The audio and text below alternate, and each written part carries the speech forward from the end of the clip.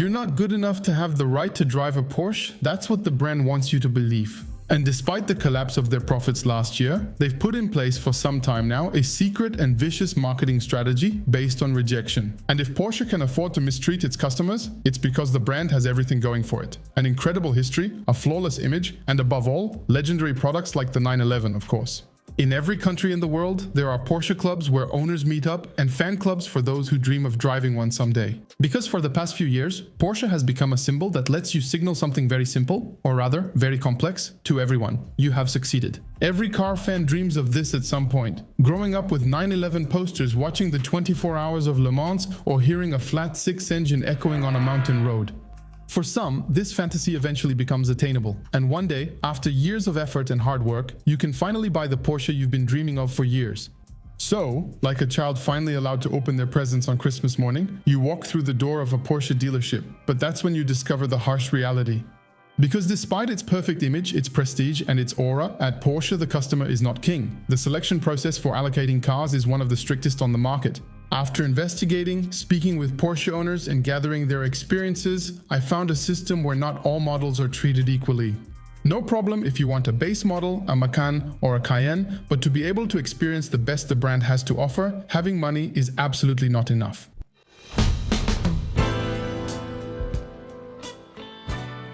If you followed the channel, you might recall my video on Ferrari's sales methods, and you'll see there are similarities in their sales approach.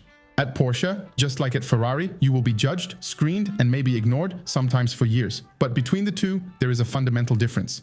On Ferrari's side, this exclusionary approach is historic. The brand was always intended as an exclusive club. And already in the 1950s and 1960s, certain Ferraris were assigned to specific clients, chosen by the brand or even by the boss himself. Because for Enzo, as you know, everyday cars were just a way to finance racing. The heart of Ferrari has always been competition. So road cars were almost an afterthought, sold to a handful of enthusiasts who could afford them and, above all, drive them. So when Ferrari refuses a client today, it's normal. The brand can claim it's always been this way, a strong argument. But Porsche doesn't have that history at all, quite the opposite. And that's what makes its system of humiliation so surprising. In fact, for decades, Porsche was built on an almost opposite idea. The DNA of this brand is to make incredibly high-performance sports cars, but ones you can use every day. Cars for enthusiasts, entrepreneurs, and those wanting a daily drivable sports car. That's a major advantage of their top high-performance models.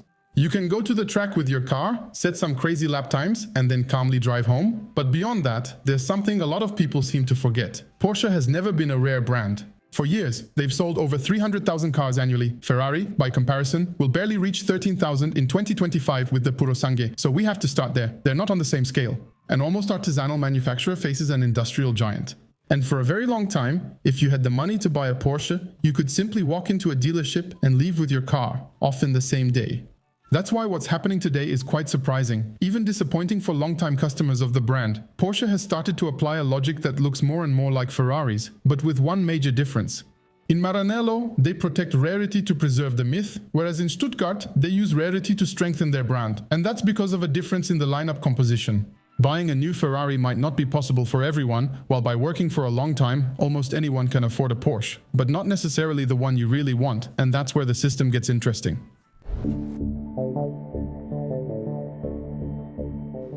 When you want to buy a car at Toyota, Skoda, or Peugeot, they're always very happy to welcome you. Usually, you're the best news they'll get all day.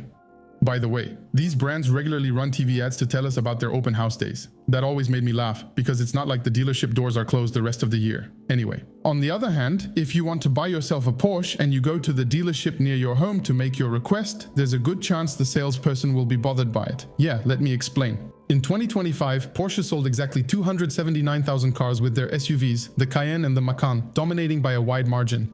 In fact, the Macan stands out as the top model with 84,000 units, which is about 30% of total sales. There's a certain logic to it because it's the cheapest model with the Porsche badge you can buy new. But still, I configured the worst possible Macan on their website and it's still 83,000 euros. The Macan is closely followed by the Porsche Cayenne, which achieved 80,886 sales in 2023, or about 29% of the total. Together, the SUVs account for around 60% of the brand's deliveries. Behind them, it's the 911. It remains a pillar with 51,500 units, about 18% of sales, while the Panamera is much lower, with 27,701 units. The 718 Boxster and Cayman together account for 18,000 sales, about 7% of production, and it's the Taycan that brings up the rear with around 16,000 registrations, which is less than 6%. In other words, behind its image as a sports car manufacturer, Porsche today is above all a machine for selling SUVs. But what interested me is that the volumes and profitability tell completely different stories. SUVs keep the business running in terms of volume, but the real profit comes from another model, the Porsche 911. There are plenty of reasons for this that we'll look at in detail later in the video. But what you need to remember is that deep down, demand is mainly focused on the 911. It's the flagship model, the historic model. And if you had to choose a free Porsche right now to please the child inside you, you wouldn't pick a Cayenne or a Panamera, and to get a brand new 911, you'll have to get what's called an allocation. Like in family allowances, but not quite the same. So, since we're going to use this term in the next part, we need to distinguish two things. The allocation is the right for a Porsche center to place a real order with the factory for a specific model. That's different from a customer order, which is worthless without this allocation. In practice, the system works like this. Porsche doesn't let each dealership sell as many cars as they want. The brand distributes production slots to dealers, model by model. So a dealership might have, for example, an allocation for a 911 Carrera GTS, but not for a regular Carrera, or they might receive certain slots in one quarter and nothing in another. Basically, they don't always get what they want, and the quantity varies depending on the period. So, when a salesperson says, "I have an allocation," it means they have real factory authorization to have the car built.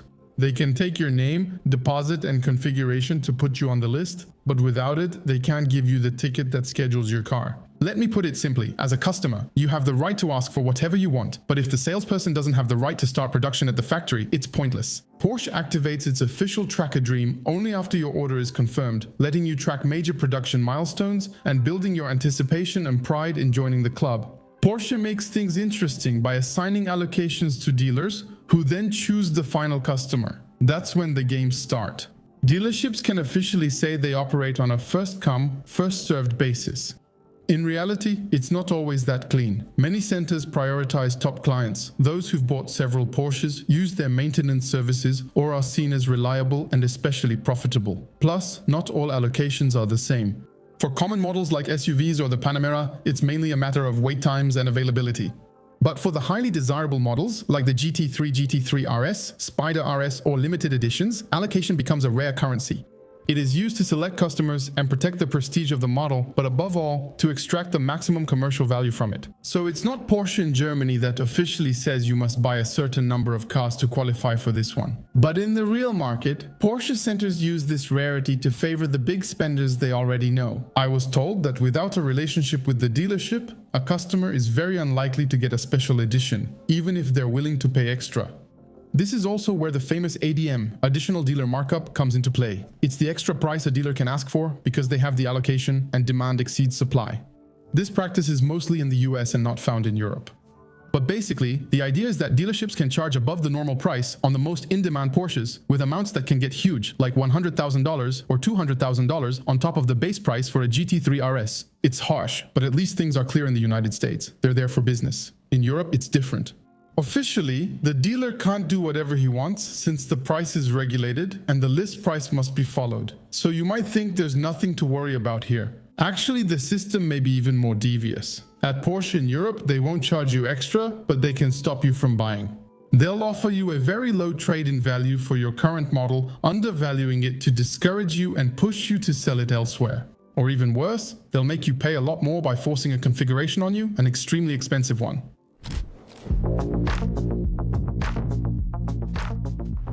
The base price of the 911, the cheapest one possible, the Carrera right now, is 140,000 euros. Honestly, that already seems crazy to me. The base 911 cost 86,000 euros in 2010. So that's a 63% increase in 15 years. And even though the entry price has skyrocketed, you'll notice that it's still not enough. Here, I'm talking about the Carrera, which is the classic 911. But there's a whole ladder of versions where each step is more expensive than the last. There's the Carrera T starting at 150,000 euros, Carrera S, 158. A Carrera 4S is 166,000, so that's already 26,000 euros more than the base version. But that's not all. We also have the Carrera GTS at 180,000 or the Carrera 4 GTS at 188,000 euros. I'll skip all the convertible versions that go up to 200,000 because after that, we have the GT3 and GT3 Touring at 213,000 euros.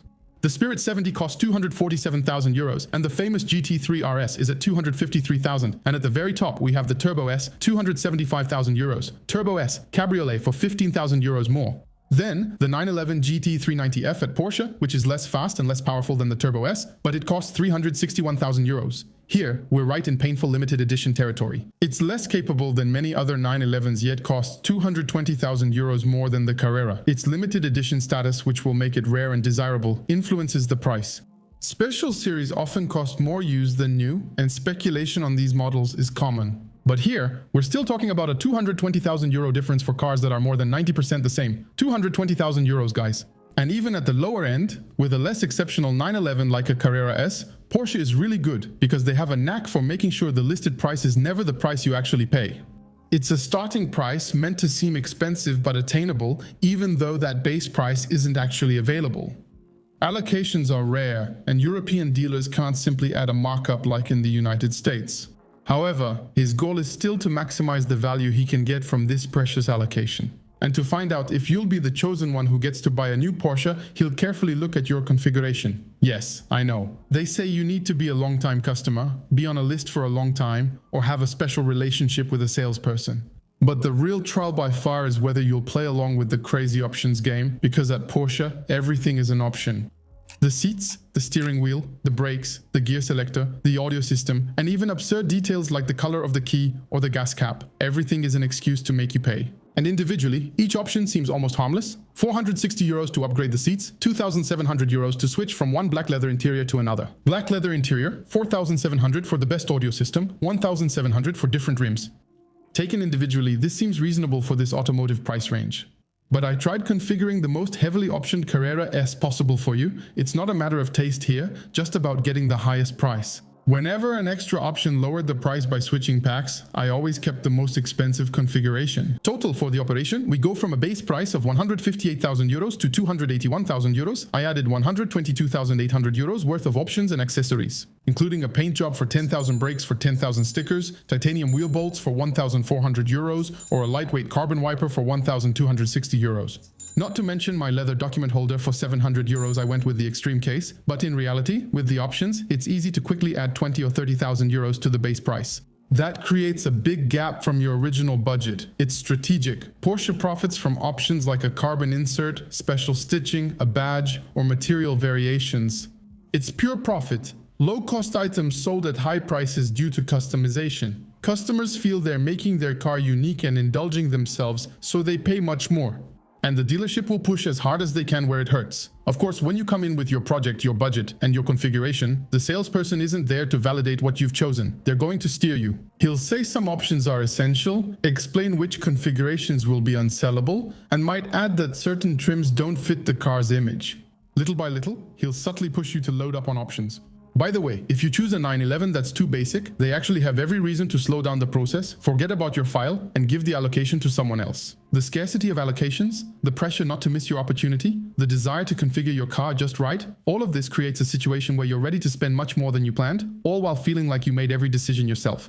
You selected the options, validated, and signed the order form on your own, but did so within a framework meant to maximize your purchase value. Still, the biggest configuration doesn't always win. If you buy 10 Cayennes for your company, the salesperson wants to keep you happy, so you keep buying. But remember, your dealership is under pressure too. If the parent company notices it's allocating cheaper, poorly configured 911 GT3 RS models than nearby dealerships, Porsche Germany will likely reduce production slots for the next quarters. In any case, the system is designed so that Porsche can reach as deep as possible into your pockets, but it looks like that's starting to backfire on them.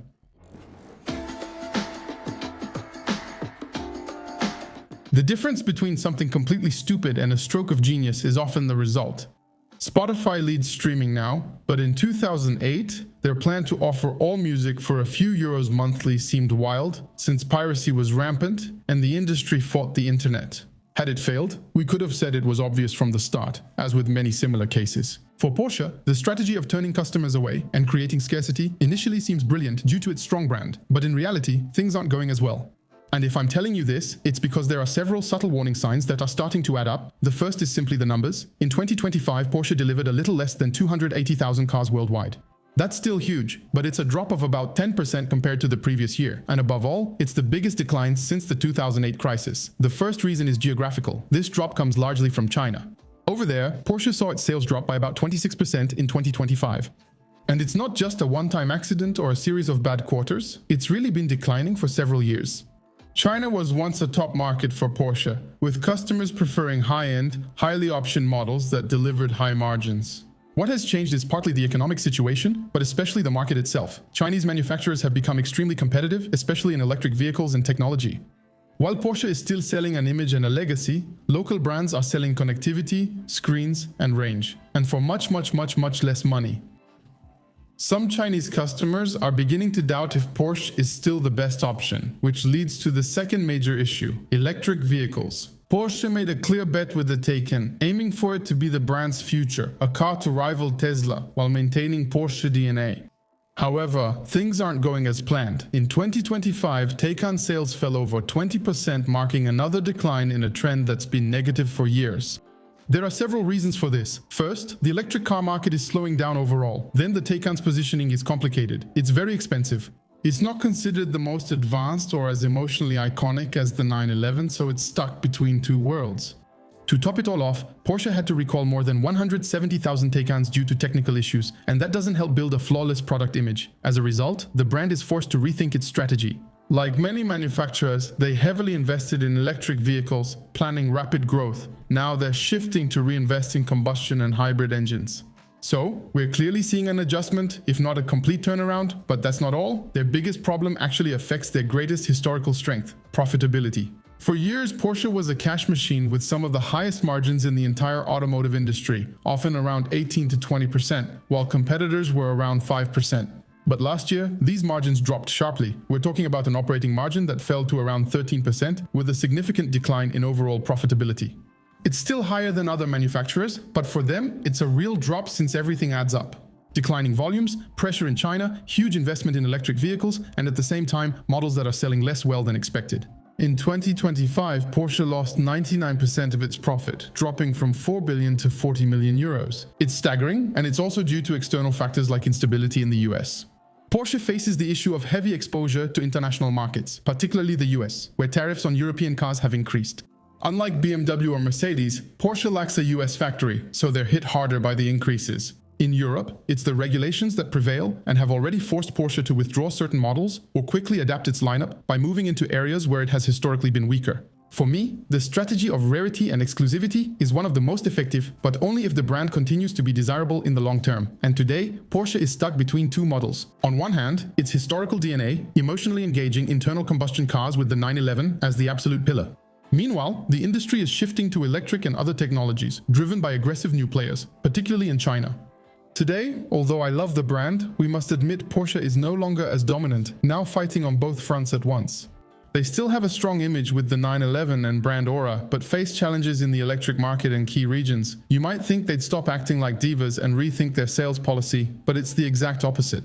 They are going to get closer and closer to Ferrari because it's exactly in this context that their sales system is formidable. You have to forget the image of the brand making dream sports cars accessible to the general public. That's definitely over. When growth slows down, when markets are under pressure and some markets are tense, the best way to protect the business is not to sell more cars, but to sell each car for much more. If you liked this video, I recommend this one where I broke down in detail the design of the weirdest car in history. I think you'll enjoy it. See you next time.